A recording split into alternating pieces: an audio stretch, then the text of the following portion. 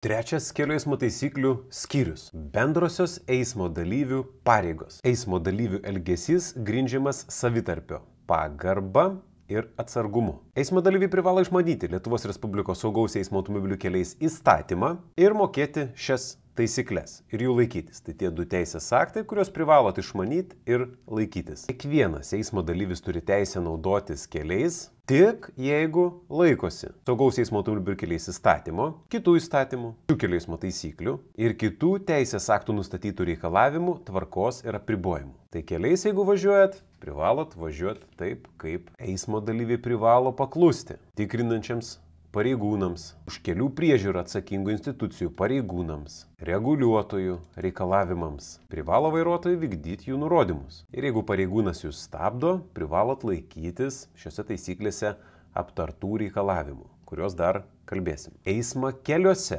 gali apriboti kelio ženklai, kintamos informacijos kelio ženklai, kelio ženklinimas, horizontalusis ir vertikalusis, šviesoforai, reguliuotojų signalai. Na ir čia kalba toliau taisyklės apie tai, kad reikia vadovautis, jeigu vieni kitiems prieštarauja, tam tikras prioritetas yra. Prioritetas yra toks, kad visų pirma reguliuotojas, po to šviesoforai, tada kelio ženklai, teisingiau pirmiau kintamos informacijos kelio ženklai, paskiau kelio ženklai. Ir po to kelio horizontalusis ženklinimas. Tai reiškia, jeigu ženklinimas prieštarauja kelio ženklui, tai vadovausitės kelio ženklui. Jeigu kintamos informacijos kelio ženklas prieštarauja kelio ženklui, tai vadovausitės kintamos informacijos kelio ženklui. Jeigu šviesoforas prieštarauja reguliuotojui, tai vadovausitės reguliuotojo nurodymais. Eismo dalyviai privalo laikytis visų būtinų atsargumo priemonių. Nekelti pavojaus kitų eismo dalyvių, kitų asmenų ar jų turto saugumui ir aplinkai. Nesudaryti kliūčių jų eismui.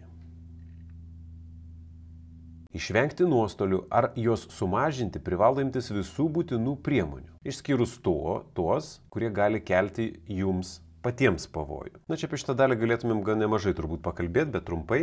Važiuojat keliu, matot ant kelio plytą kažkokią. Na, vairuotojas turėtų sustoti, ją patraukti, kad kiti vairuotojai ją neatsitrenktų. Jeigu jūs jo to nepadarėt, kitas vairuotojas atlėks, trenksis ten į plytą, pradurs savo padangą, nesuvaldys automobilio, nulėks nuo kelio, žus žmonės. Ne?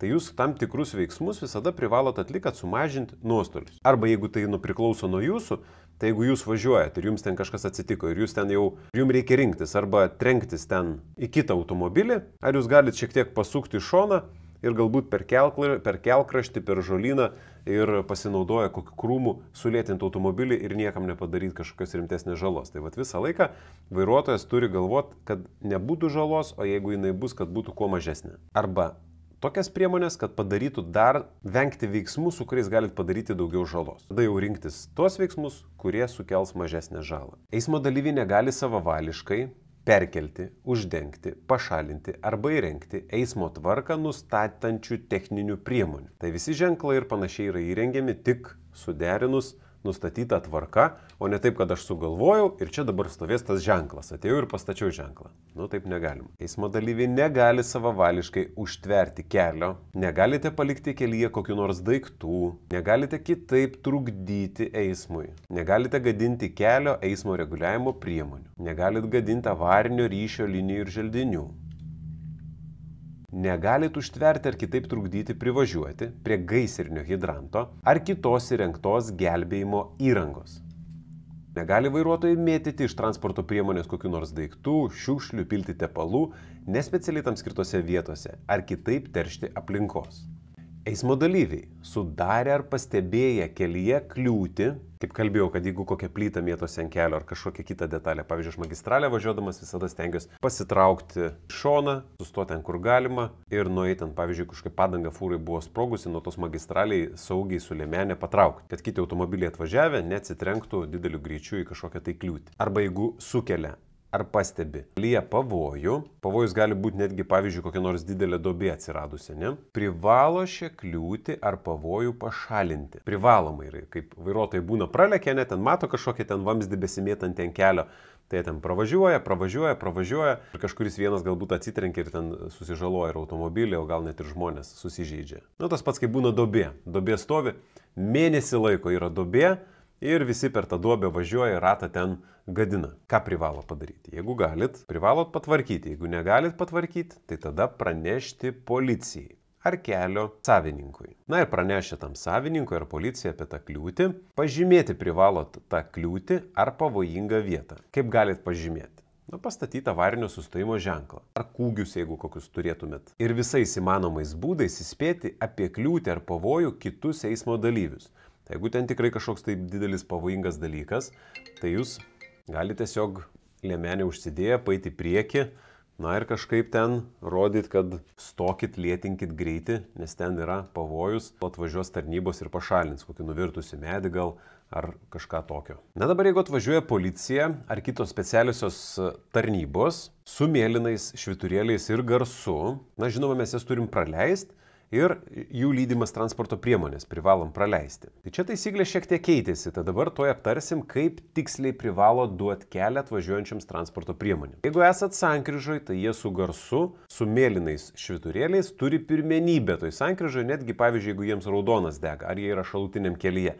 Tai tokias transporto priemonės jau privalot sustoti ir joms duoti kelią. O jeigu dabar tos transporto priemonės atvažiuoja jums iš nugaros, čia kaip veidrodėlį matom, pavyzdžiui, atvažiuoja greitoji iš nugaros su mėlynu ir garso švyturėliu, tai jeigu yra viena eismo juosta, traukėtės kuo dešiniau ir sustojat kuo dešiniau. Taip kaip parodyta šitame paveikslėlė, ne? Tai pasitraukite į dešinį ir per vidurį sudarot galimybę pravažiuoti. Specialiai transporto priemoniai su mėlynu ir garsu. Kai yra daugiau negu viena eismo juosta, pavyzdžiui, dvi, tai tada reikia sudaryti avarinį koridorių. Tai reiškia, dešinieji visi traukiasi į dešinę, o kairieji traukiasi į kairę prie ištisinės linijos. Ir per vidurį sudaro avarinį koridorių pravažiuoti specialiai transporto priemonė. O taip kaip paveikslėlį parodyta, jeigu yra 3 eismo juostos, tai reiškia, visos dešinės juostos traukiasi į dešinę, o viena pati kairiausia traukiasi kairiau ir taip sudaro avarinį koridorių. Kad tai specialiai transporto priemonė nereikėtų išvažiuoti prieš eismą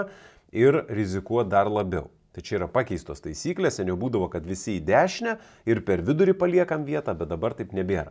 Yra sudaromas avarinis koridorius. Na ir kelyje su skiriamąja juosta šituos reikalavimus privalo vykdyti tik tie, kurių pusėje yra ta specialioji transporto priemonė. Ką tai reiškia? Tai jeigu žolyno tos skiriamosios juostos per vidurį nėra, šitą reikalavimą pasitrauk kuo dešiniau ir sustot privalo vykdyti tiek tie, kurių pusėje yra atvažiuoja ta transporto priemonė, tiek tie, kurie yra priešinio eismo juostoj. Tai reiškia, visas eismas abiejomis kryptimis sustoja, jeigu nėra skiriamosios juostos, jeigu pavyzdžiui per vidurį ten dviguba ištisinė ar vienguba ištisinė. Bet jeigu per vidurį yra skiriamoji juosta, tas žolynas toks, kitas paviršius, tada tokį reikalavimą privalo vykdyti tik tie, kieno pusiai važiuoja specialioji transporto priemonė su mėlynu ir garso signalu. Na, transporto priemonėms su įjungtu oranžiniu mes privalom tik netrukdyti atlikti jų pareigų, bet kelio pirmenybės jie eismo pirmenybės neturi